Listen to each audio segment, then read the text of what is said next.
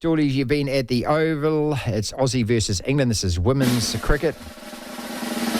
Bit of a different atmosphere from what we saw a few days ago with the boys, yes? Slightly friendlier, Marty, I would say that. Yes, absolutely.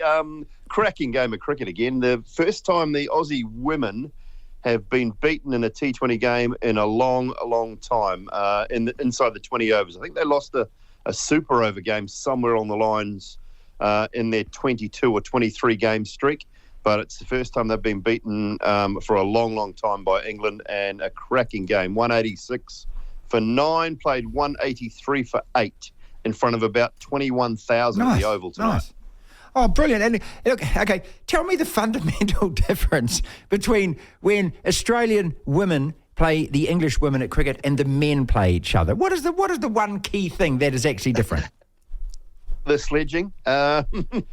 Look, it's still played bloody tough, Marty. I mean, it's very good cricket. You give the women, and I've said this for years and years and years about any women's cricket. Yeah, you have. If you give them great facilities, they will produce great cricket. They are very, very good players, very skillful, very talented. You give them a very good pitch, fast outfields on proper cricket grounds, and they produce great games of cricket. So it was absolutely terrific. I mean, we had upwards of 16 or 17,000 in Birmingham the other day, 20-odd thousand tonight at the Oval. The crowds have just been sensational, and the cricket has backed it up. So, the women's Ashes series is alive and well. Oh, look, I got to say, and I got to reinforce, you've been saying this, well, we've been on air together over a year this time, mate. You've been saying it the whole time. You've also been saying that, hey, look, that the women, they deserve to be treated, they deserve to be criticised, they deserve the same kind of analytics as the men get. But you've always been, look, give them the right conditions, give them good facilities, give them good pitches, put a crowd in there, and then just let it go to work. And you're exactly right, mate. Oh, look, it's been sensational, mate. It honestly has. The test match was a little bit underwhelming from a crowd point of view, but you get that. I can understand that. They were reasonable crowds on a daily basis, but these T20s in particular, it's already the one-day international at Southampton, that's next week, is already sold out. I think that holds 16,000. That's completely sold out already. We're at Lord's on Saturday. So we've gone to the three really iconic test match grounds in England to start with. Birmingham, which Edgbaston is one of the iconic test match grounds, and then the Oval and Lord's for the first three T20s. So I just hope the MCC boffins, apart from those three idiots with triple-barreled names, all turn up on Saturday.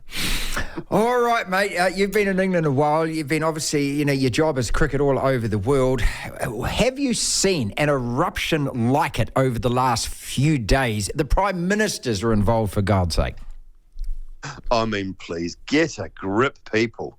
Goodness me. What does it take Prime Ministers to come out and have a word about something that is just part of the game? It's out all day, every day. That's my take on it, first and foremost. I mean, Jonny Bairstow went for a wander down the pitch before the umpire had called over and before he turned to the opposition and said, all right, mate, can I leave?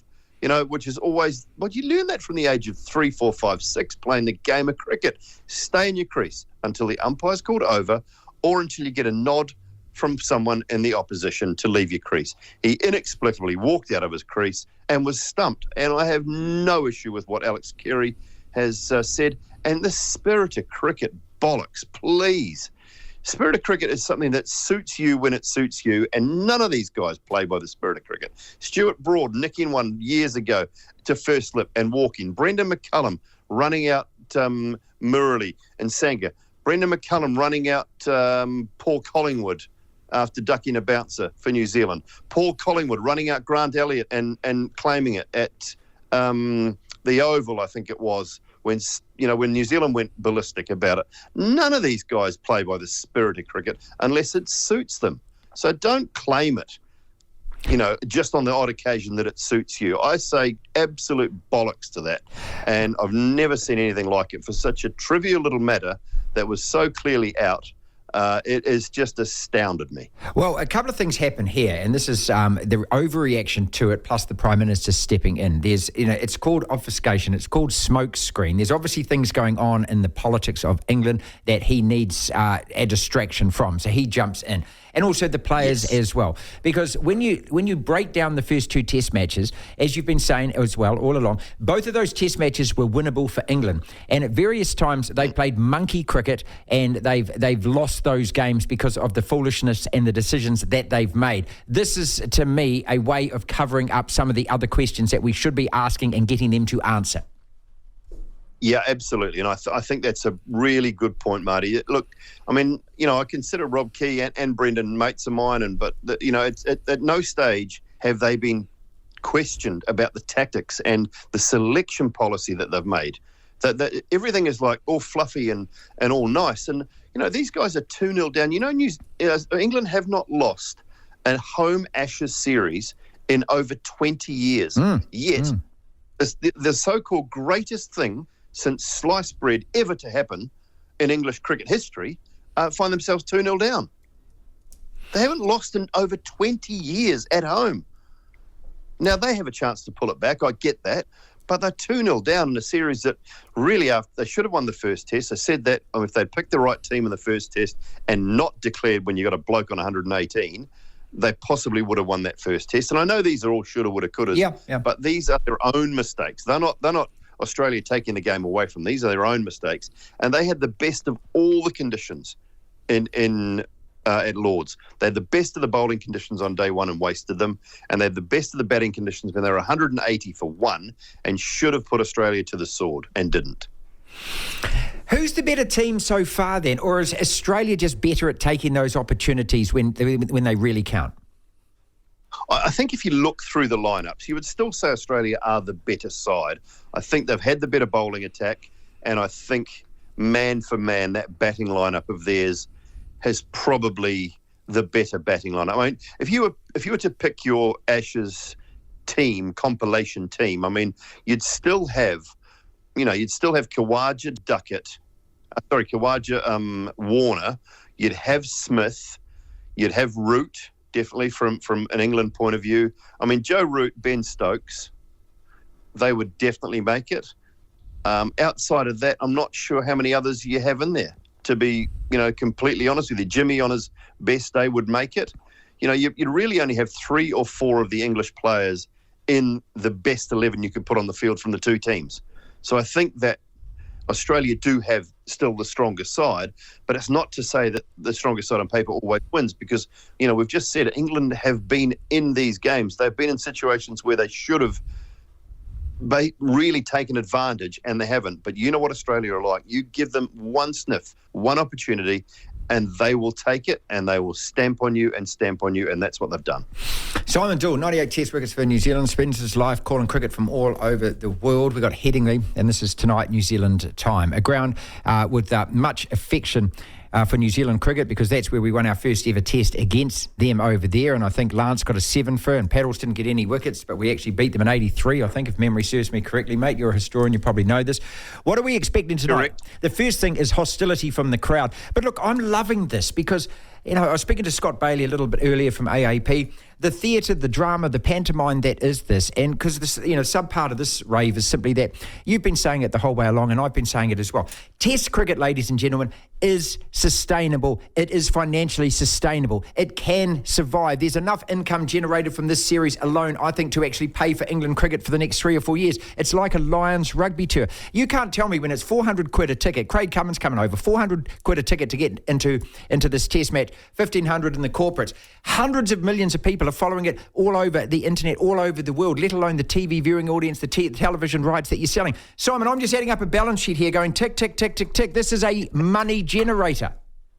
This is massive, honestly. It's incredible. Look, the numbers watching our coverage here are just next level, Marty. The money that you're paying to get into the game, you said, is phenomenal. The gate taking. So these counties rely on getting a test match and making their money from those test matches. The only problem with Middlesex is they don't make money because it's the MCC that make all the money, because they own around Middlesex County make it, whereas Yorkshire make money from this Headingley test. Where, look, mate, I expect a bumper crowd and a very, very vocal crowd. Yorkies, as I know very well, played a lot of cricket up there in the late 80s and through the 90s. They are very vocal, and they will be clopping in. They will sure that their presence is felt, and they'll still remind Australia of what happened to Heading last time, which was the Ben Stokes miracle. All right then, so who wins it? Do Australia wrap it up tonight? Brendan McCullum, I like the fact that he's still full of confidence, and he said 3-2 comeback series win sounds pretty good. Yeah, look, they're all talking the right game. After the first test match, I think Ollie Robinson said, we feel like we still won that test match even though we're 1-0 down. Zach Crawley said we'll win the second test match by 150 runs. They're all coming out and saying the right things, but there's a lot of people over here now starting to sort of say, look, enough of the talk, enough of the swanning around and playing golf every day and just going out there to have fun. This is an Ashes series and it's a little more serious than that. So there are one or two people that are starting to ask some questions now. England must win. They need to win. How do they win? Well, they've made changes. They've made a couple of changes that they needed to make. Mark Wood is back in the side, so they will have a little bit of pace, a little bit of 90 mile an hour plus, which can sort of, ruffle the feathers of some of the Australians, and they need that.